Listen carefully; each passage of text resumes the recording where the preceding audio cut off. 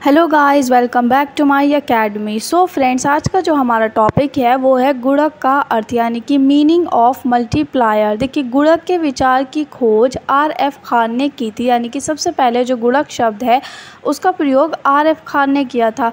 उन्होंने रोज़गार गुणक शब्द का प्रयोग किया था, यानी कि गुणक को, मल्टीप्लायर को रोज़गार से जोड़ा था। ठीक है, उसके बाद जब हमारे नए अर्थशास्त्री आए, नए इकोनॉमिक्स आए, किन्स ने, उन्होंने क्या करा, उन्होंने रोज़गार सिद्धांत में विनियोग गुणक शब्द का प्रयोग करा।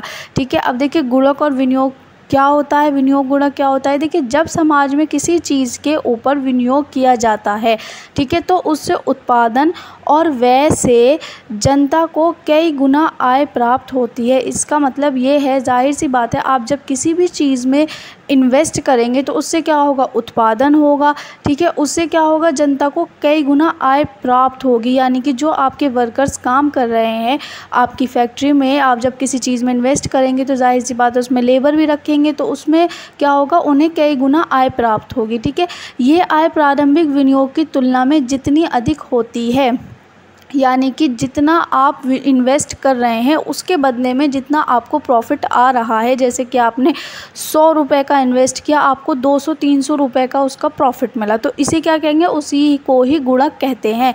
ठीक है, विनियोग तथा विनियोग में परिवर्तन के साथ आय में होने वाले परिवर्तन का अनुपात गुणक कहलाता है। ये तो आप समझ गए होंगे कि जब आप किसी चीज़ में इन्वेस्ट करते हैं उसमें जो परिवर्तन आता है आपकी आय में, ठीक है, तो उसी के मल्टीप्लायर को जब हम उसे मल्टीप्लाई करते हैं तो उसे क्या कहते हैं, उसे ही गुणक कहते हैं। जैसे कि फॉर एग्ज़ाम्पल, आपने 1 लाख का कहीं पर इन्वेस्ट किया, उसके बाद आपको 2-3 लाख का प्रॉफिट हुआ, तो अगर हम इनकी मल्टीप्लाई करेंगे या उनका जो अनुपात निकालते हैं, वही चीज़ क्या कहलाई जाती है, गुणक कहलाई जाती है।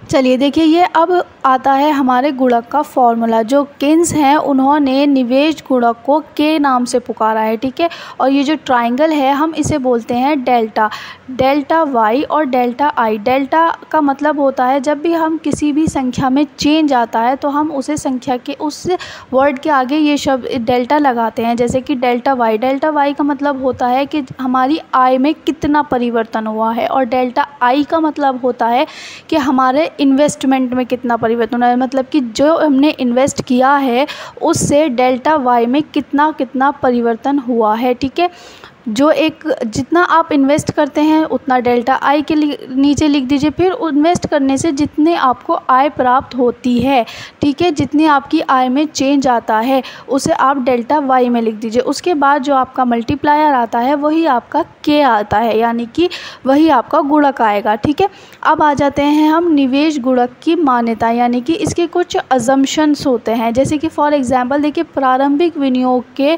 उपरांत विनियोग की मात्रा में वृद्धि होती है। जैसे कि जाहिर सी बात है भाई, जब शुरू में आप विनियोग करते हैं तो उससे क्या होता है कि आपके विनियोग में वृद्धि होती है, यानी कि आपको ज़्यादा इन्वेस्टमेंट करना चाहिए। ठीक है, उससे ही आप क्या होगा, उससे आपके उत्पादन में वृद्धि होगी। ठीक है, सेकंड असम्पशन क्या होती है, हमारा उपभोग के निर्धारण आय द्वारा किया जाता है।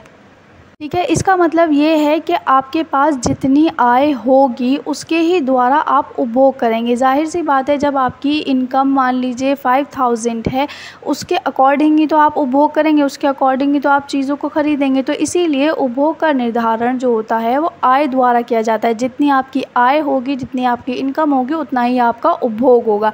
ठीक है, देखिए MPC अपवर्तित रहता है। MPC का मतलब होता है सीमांत उपभोग प्रवृत्ति, यानी कि हमारा मार्जिनल कंजप्शन, यानी कि हम जितना उपभोग करते हैं चीज़ों को वो हमारा अपवर्तित रहता है, यानी कि उसमें परिवर्तन नहीं होना चाहिए। तो नहीं तो हमारा निवेश गुणक जो है वो काम नहीं करेगा। ठीक है, जितना हम चीज़ों को, मान लीजिए अगर हम 2000 रुपये का कंजप्शन करते हैं तो 2000 ही रहना चाहिए, उसमें कोई परिवर्तन नहीं होना चाहिए। ठीक है, देखिए उपभोक्ता की आय और व्यय के माध्य अंतर रहता है, यानी कि जितनी आपकी आय होती है और आपके जितना व्यय होता है उसमें हमेशा एक अंतर होता है। जाहिर सी बात है, मान लीजिए आपकी आय 10,000 है लेकिन आप व्यय कितना करते हैं, जितनी आपको ज़रूरत होती है, जितनी आपको उपभोग करना होता है आप व्यय उतना करते हैं। तो इसीलिए उपभोक्ता की आय और व्यय के माध्य अंतर रहता है। ठीक है, इसमें बंद अर्थव्यवस्था पाई जाती है, विदेशी प्रभाव शून्य रहता है। इसका मतलब ये है कि जो इन्वेस्टर है उसमें सिर्फ वही इन्वेस्ट कर सकता है, और उसमें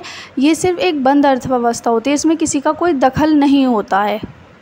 चलिए अब हमारा नेक्स्ट टॉपिक है गुणक के रिसाव, यानी कि गुणक प्रभाव को कम करने के कारण, यानी कि जो हमारा मल्टीप्लायर है वो किन किन चीज़ों से कम होता है। सबसे पहले बचत। सब जाहिर सी बात है, जब आप ज़्यादा सेविंग करेंगे तो उससे क्या होगा, हमारा मल्टीप्लायर कम हो जाएगा। जैसे कि फॉर एग्जांपल आपका 10,000 इनकम है, 5,000 आप उपभोग करते हैं, लेकिन अगर उसमें भी आप बचत कम करते हैं, बचत ज़्यादा करते हैं, तो उससे क्या होगा, आपका मल्टीप्लायर कम हो जाएगा, आपको मूल्य उतना प्राप्त नहीं होगा।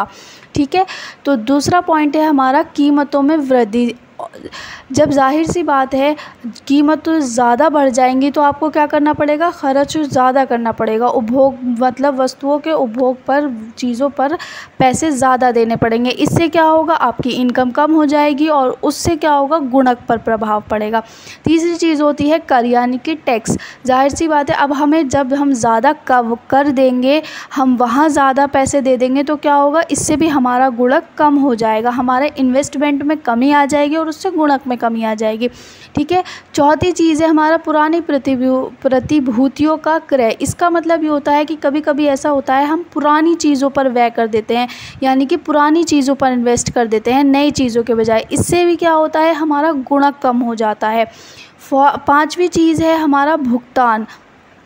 अब जाहिर सी बात है, जब हमारे पास किसी चीज़ का कर्ज़ा आ जाता है या फिर हमें बहुत सारे बिल्स पे करने पड़ते हैं, तो उन चीज़ों का भी हमें भुगतान करना पड़ता है। तो हमारा जो इन्वेस्टमेंट का पैसा है वो वहाँ ना जाकर हमारा इन चीज़ों में चला जाता है, तो इससे क्या होता है, गुणक कम हो जाता है। ये मैंने आपको पॉइंट समझा दिए हैं, आप इसे अपनी लैंग्वेज में बनाकर और अच्छे से लिख सकते हैं। ये मैंने छोटे छोटे टॉपिक आपको इसलिए बताए हैं क्योंकि अगर फॉर एग्ज़ाम्पल ये क्वेश्चन आपका लॉन्ग में आ गया तो आपको ये पता होंगे पॉइंट्स, और आप अपनी तरफ से बनाकर इसे बहुत अच्छे से प्रिपेयर कर सकते हैं। आपका लॉन्ग बहुत अच्छे से तैयार हो सकता है, और आपकी बुक में और आपके नोट्स जो होंगे आपकी मॉडल में दिया होगा, आप वहाँ से इसे और अच्छे से पढ़ सकते हैं। अगर आपको वीडियो अच्छी लगी हो तो like, subscribe and share. Thanks for watching.